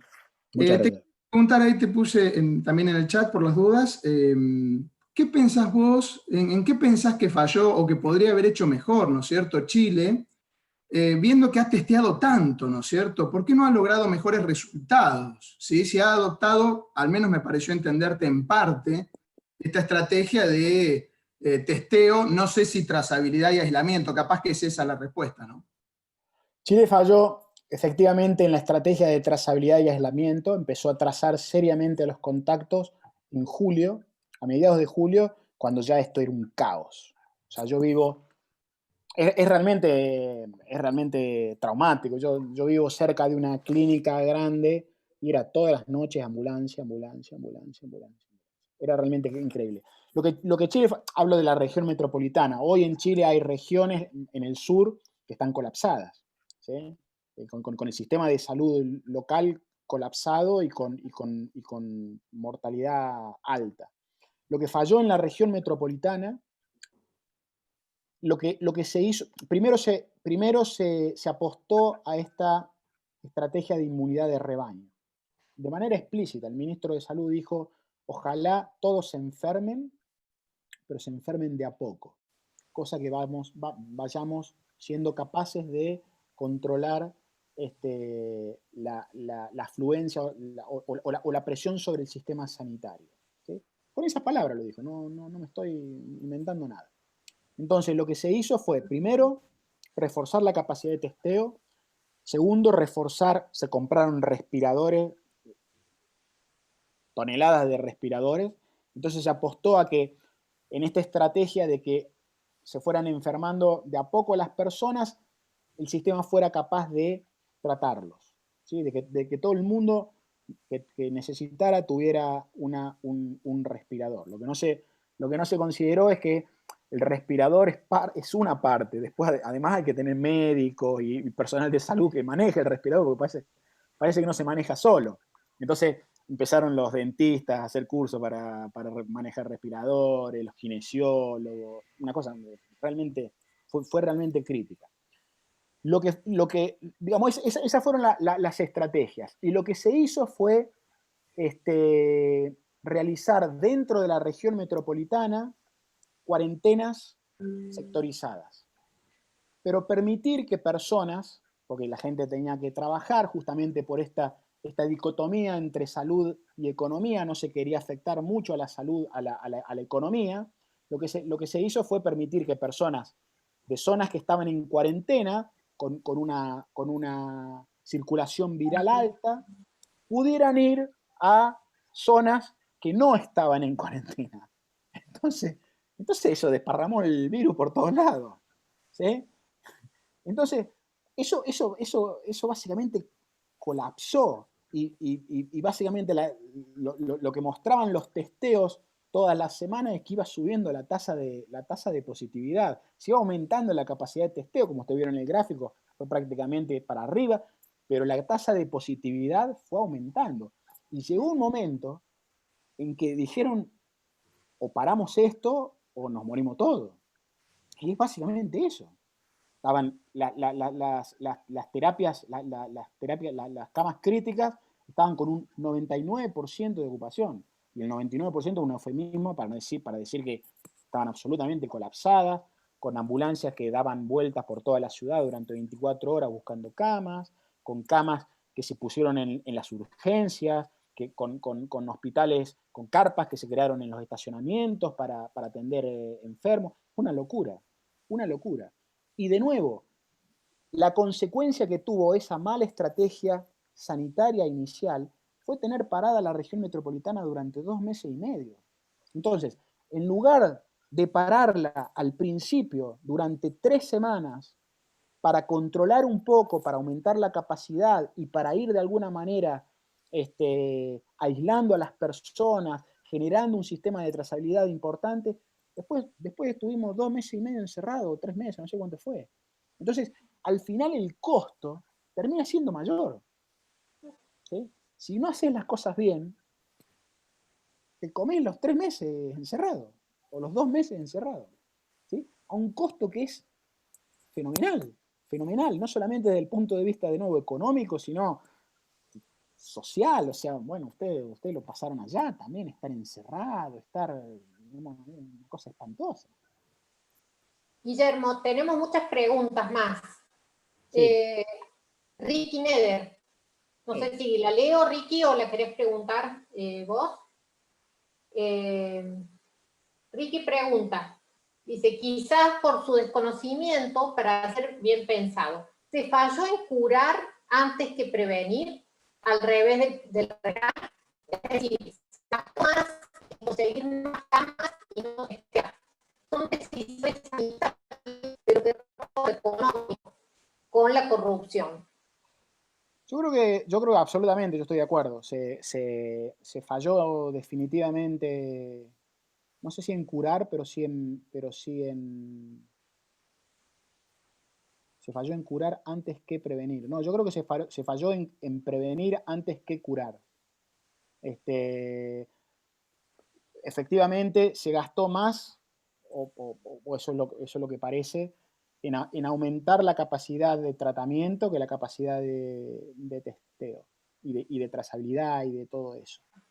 Cuando uno habla de trazabilidad, lo que habla, y Córdoba fue una provincia, de nuevo, que lo hizo muy bien inicialmente en trazabilidad y fue puesta como ejemplo de trazabilidad en el resto de las provincias de Argentina. Es básicamente sacar el sistema de salud a la calle, es sacar gente a la calle y seguir a los que están contagiados y decirle, bueno, a ver usted, ¿qué contactos tuvo en la última semana? Tan. Después va a la casa uno de esos, obviamente se los hisopa, hay que tener resultados rápidos, se los para temporalmente hasta que estos resultados estén, y después uno va a la casa de los contactos, y de los contactos, y hace el mismo proceso. Y tiene que tener un ejército de gente en la calle. Y los sistemas de salud, en general suelen tener esa capacidad, ¿sí? Hay que capacitarlos y qué sé yo, lleva tiempo, pero no es algo imposible. Ahora, cuando eso se desecha inicialmente, como por ejemplo se desechó en Chile, yo creo que se desechó en muchas partes de Argentina, y uno se concentra en reforzar la atención, las camas críticas, bueno, se encuentra con que no hay refuerzo posible, o sea, colapsó Italia, colapsó España, colapsó el Reino Unido, colapsó Nueva York, digamos, no hay forma de parar esto, ¿sí? Entonces, es un tsunami que a uno le cae encima, no hay sistema de salud que aguante esa presión, entonces a mí me parece que es una estrategia errada de entrada nada más. Yo no sé si es por corrupción o por inutilidad, por falta de, por ineptitud, por falta de capacidad. Yo realmente no lo sé.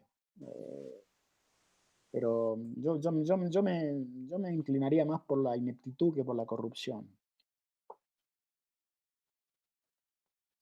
No sé si contesté la pregunta.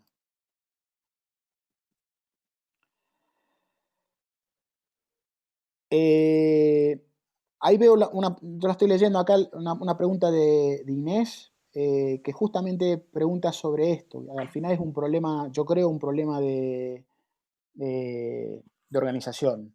Es un problema, como mencioné, de estrategia sanitaria. No es un problema de recursos. Uruguay no tiene más recursos que Chile. Ni en términos per cápita, ni en términos agregados, y de nuevo, obtuvo resultados innumerablemente mejores. Vietnam no tiene más recursos que Argentina, y la densidad en Vietnam les puedo asegurar que es mucho mayor que la de Argentina, al menos en algunas ciudades, y sin embargo los resultados fueron mucho mejores. Entonces, de nuevo, hay una cuestión y en general en salud uno ve mucho esto, los sistemas de salud que más gastan no necesariamente son los mejores, y ahí el caso de nuevo es Estados Unidos. Estados Unidos gasta 60% más que el segundo sistema de salud que más gasta y tiene los peores resultados sanitarios de la OSD pre-COVID. Y cuando se escriba la historia del COVID va a tener los peores resultados del COVID. Entonces, no es una cuestión de recursos, no es una cuestión de riqueza de los países, sino al final de cómo se usan esos recursos, de organización. Cecilia Gáname también quiere hacer una pregunta y después tenemos a Alberto José, no sé si es Figueras. Sí, sumamente interesante, Guillermo, muchísimas gracias por la presentación. La pregunta que te quería hacer era justamente de lo que estabas hablando, un poco esto de la estrategia de la política pública para enfrentar la enfermedad. Una era los testeos y otra era la trazabilidad de los contagiados. Y yo te quería preguntar, vos pusiste a Córdoba como ejemplo, no sé si en los papeles puede ser así, pero en la vida real no sé si fue tan así, digamos. Yo te quería preguntar si tenías alguna experiencia de otros países en donde puedan haber utilizado la tecnología, por ejemplo, para hacer el rastreo. Me parece eso sumamente importante, porque en realidad... bueno, acá se puede haber hecho algo, pero yo, por ejemplo, me enfermé de COVID y no siguieron mis contactos, no me preguntaron nada, fui yo automáticamente la que dije, estuve tal, pero no. Y pasó mucho y hubo mucha gente que teniendo una enfermedad no lo quería decir porque no quería aislarse. Sencillamente fue así, me pasó de escuchar un montón de esos casos. Yo no voy a decir nada, no voy a llamar al COE. Digo, entonces me parece que la tecnología podría ayudar estos comportamientos públicos que no tienen en cuenta, digamos, los factores bien típicos de lo que genera una epidemia, digamos, no considera el otro, o que es un riesgo para el otro, si tampoco tiene mucho cuidado de sí mismo, porque por más que esté contagiado sale, por ejemplo. Y después te quería preguntar también por un artículo que se publicó en el Journal of Benefit and Cost Analysis, creo que era, que se hizo para Estados Unidos, en donde ahí claramente presentaban como que no había no era algo dicotómico la salud versus la economía, en el sentido que se hizo un análisis de costo-beneficio donde se le dio positivo a Estados Unidos, había un beneficio positivo justamente por hacer el distanciamiento social. Estos autores decían de que dependían también de vuelta de los parámetros que eran endógenos al comportamiento público y a la política pública. Entonces yo quería preguntarte también si ese tipo de análisis se había hecho para otros países justamente por la importancia que tienen estas dos cuestiones que son bien distintas en distintos países, el comportamiento público y la política pública. Sí. Respecto a la tecnología, hay países que usaron tecnología para trazar contactos. Los casos más famosos son los de Corea, los de Japón, los de Singapur y Taiwán, ¿sí?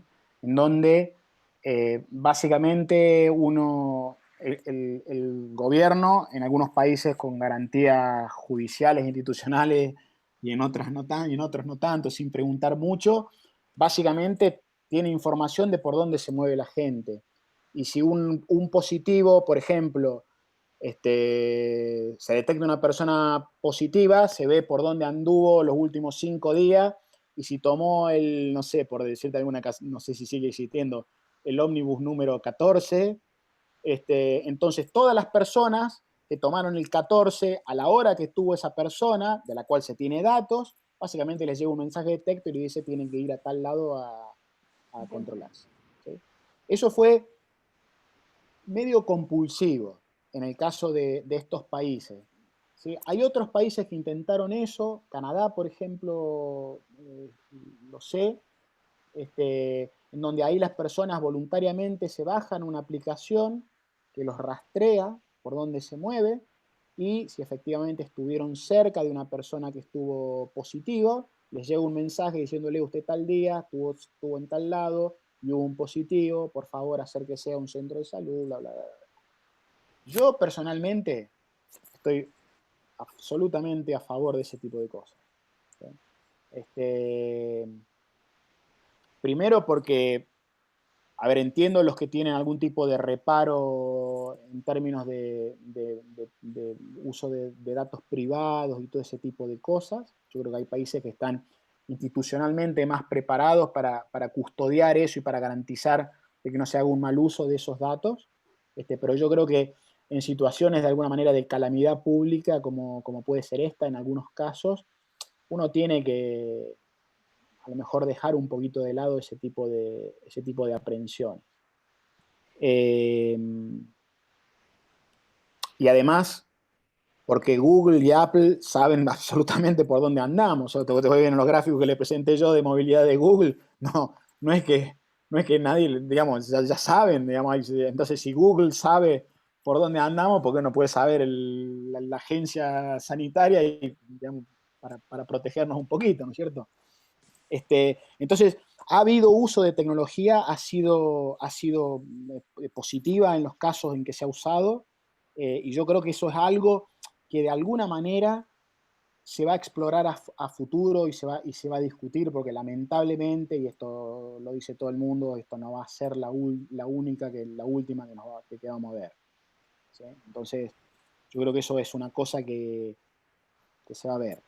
Respecto de distanciamiento, de estas reglas de comportamiento social que han tenido un efecto tanto sanitario y por ende económico, de nuevo, también hay mucha evidencia que países en donde ya previo a la existencia de la pandemia existían normas de distanciamiento social fuerte, como pueden ser los países orientales, Japón, Corea, China, Singapur, Taiwán, Tailandia.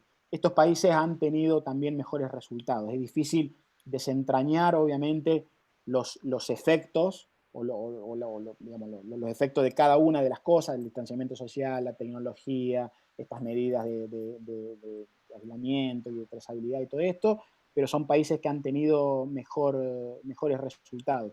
Y en el caso de Estados Unidos, como vos decís, ha habido estudios que han demostrado que el solo hecho de usar máscara y de mantener la distancia podría haber salvado una cierta cantidad de vidas que no son menores. Hay modelos que se han hecho, de hecho la Universidad de Washington tiene varios, y nada, eso es así, y de hecho los mensajes absolutamente confusos, cuando no falsos, sobre este tipo de medidas, yo creo que en gran parte le costaron una parte de la elección a Trump también, ¿no es cierto? Entonces eso es algo que la misma gente sabe. Bueno, nos queda una pregunta que va a ser verbal de Alberto José. Adelante. Efectivamente, Mariana, soy yo.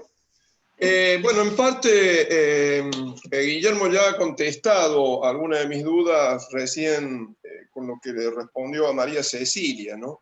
Sin embargo, mi duda era enfatizando el aspecto cultural, digamos.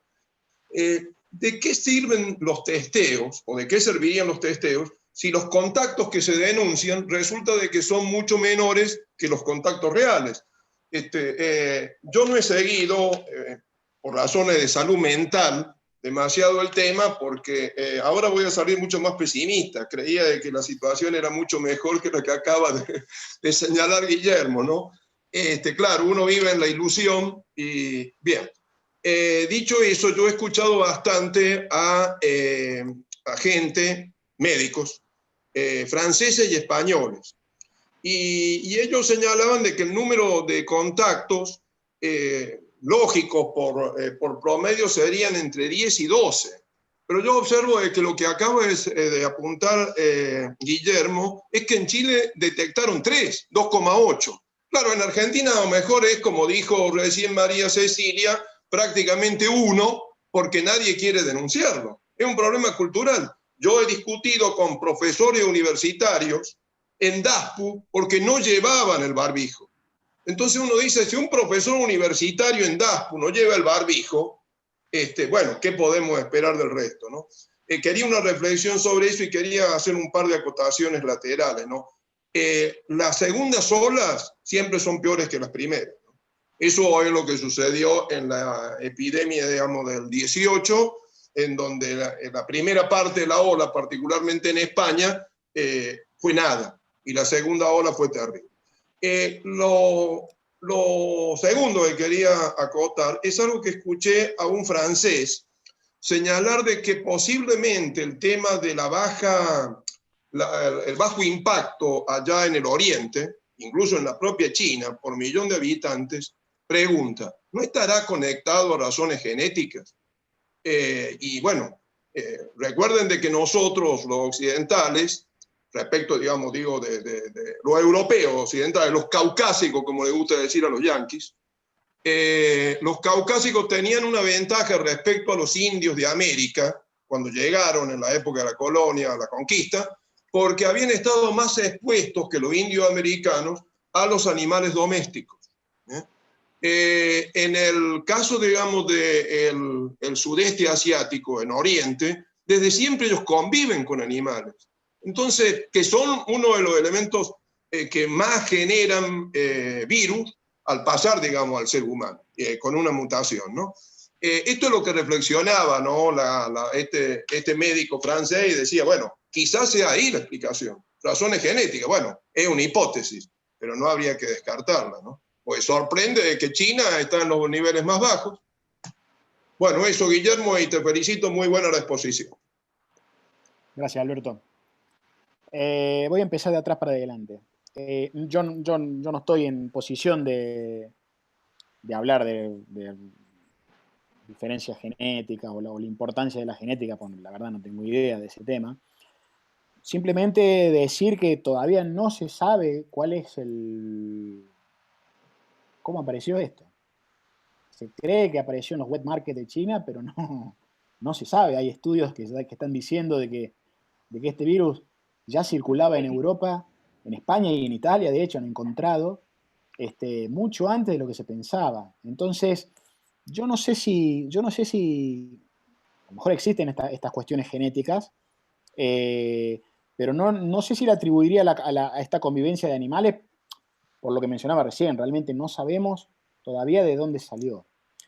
Lo de las segundas olas peores que las primeras, eso pasó en la gripe. La gripe es un virus muy especial y de hecho yo hace años que les vengo diciendo a mis estudiantes de economía de la salud, se viene una pandemia, no porque sea el coso, sino porque lo escuché, ¿no es cierto? En la OMS, cuando yo trabajaba en el 2002, ya venían diciendo, hay que prepararse porque se viene una pandemia, y la pandemia que esperaban y que todavía esperan es la de gripe, ¿sí? Es tremenda, porque el virus de la gripe es el más peligroso desde el punto de vista de salud pública, porque es recontra contagioso y porque es un blanco que se va moviendo, ¿sí? No, muta todo el tiempo y es dificilísimo engancharlo.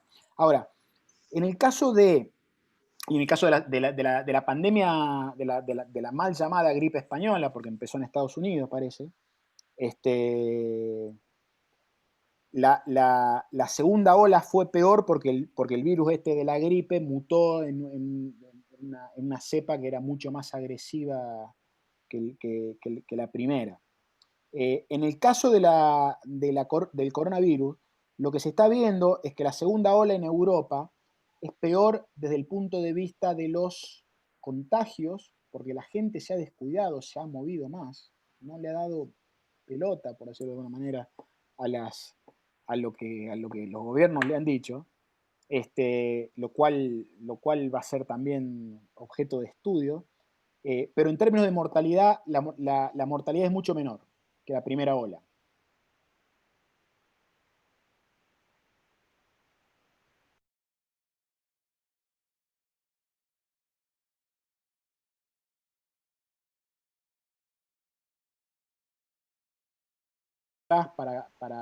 Que además ya se conocían, para tratar algunos casos, como la dexametasona, que parece que es muy efectiva en algunos casos de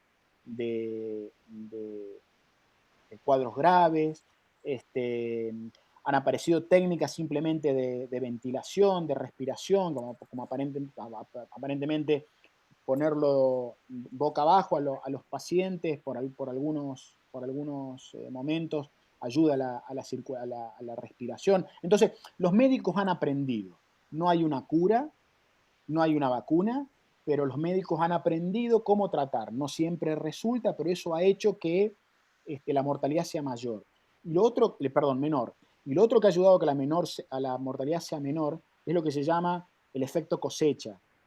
Normalmente las primeras olas cosechan, por decirlo de alguna manera, es una cosa bastante cruda, pero digo, matan a las personas más débiles, ¿sí? o a las que tienen mayores factores de riesgo.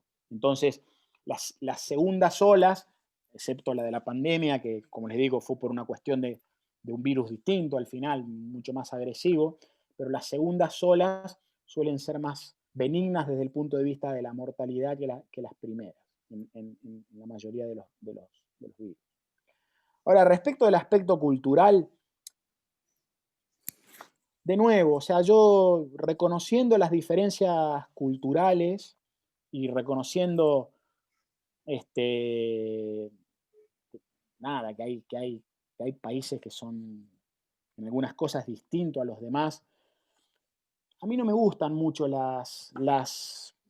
digamos, poner todo el peso de el peso de la prueba en cuestiones culturales, básicamente porque eso transforma a las políticas en irrelevantes, o en algunas políticas en irrelevantes, o le saca peso a las políticas.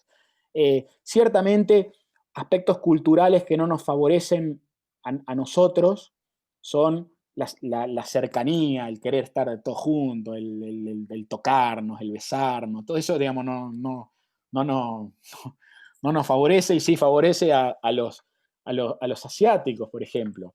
Ciertamente la informalidad tampoco nos favorece.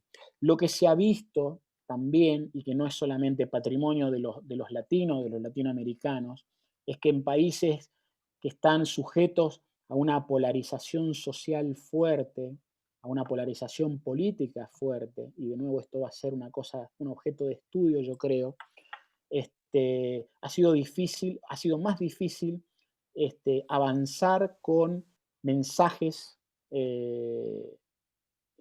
efectivos. ¿Sí? Y acá están los casos de... Porque de nuevo, hay países en donde la pandemia, en donde un virus que ni siquiera es humano, se ha politizado. Y no es solamente el caso de Argentina, ha pasado en Argentina, ha pasado en Chile, ha pasado en Brasil, ha pasado en el Reino Unido, ha pasado en Estados Unidos.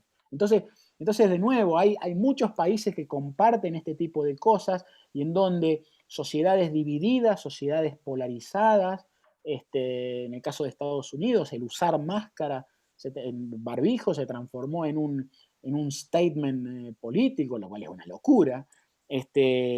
Todo este tipo de cosas ciertamente han favorecido el control de la pandemia en algunos casos, y lo han complicado en otros. ¿Sí? Entonces, hay muchas dimensiones, me parece, que se van a tener que considerar cuando se escriba la historia de esto. Los aspectos culturales yo creo que son una parte. Yo de nuevo no creo que sean todo. Y de nuevo, para nosotros, de alguna manera, el reality check es Uruguay. Uruguay no es muy distinto a nosotros, como yo lo veo culturalmente. Pueden ser más respetuosos de las leyes, son más respetuosos de las leyes, pero por otro lado tienen una población más envejecida. Digo, pueden ser diferentes, pero no son tan diferentes, no son japoneses. Entonces yo no sé, yo desconfío, reconociendo que pueden existir cuestiones culturales, yo no les pondría demasiado énfasis en eso. No sé si soy claro. Sí, seguro. Bueno, Guillermo, queremos agradecerte por tu exposición, por las lecciones de política que nos has brindado, realmente muy esclarecedoras, y queremos darte un aplauso virtual desde donde estamos cada uno. Y, muchas gracias. bueno, agradecerte infinitamente por colaborar con nosotros y por realmente aceptar la invitación. Para mí es un agrado, y de nuevo, me encanta poder seguir teniendo contacto con la facultad. Simplemente, a ver, me quedó en el tintero una cosa que dijo Alberto, que iba a quedar más pesimista de lo que empezó. Tampoco me tenés que hacer caso en todo, Alberto. Digamos, hay muchas cosas que ojalá no sean así. Hay mucha incertidumbre. Yo creo que hay que ser cautos más que pesimistas. Me parece que esto va a durar más de lo que se espera hoy. Así que bueno, ojalá que terminemos todos bien esto y que pase pronto, porque realmente ha sido algo inesperado. Así es. Tal vez la próxima charla la podamos tener presencial. Ojalá. Bueno, muchas gracias, Guillermo, y bueno, muchas gracias a todos. Muchas gracias, que estén bien. Muchas gracias. Hasta luego. Chao, gracias. Hasta luego.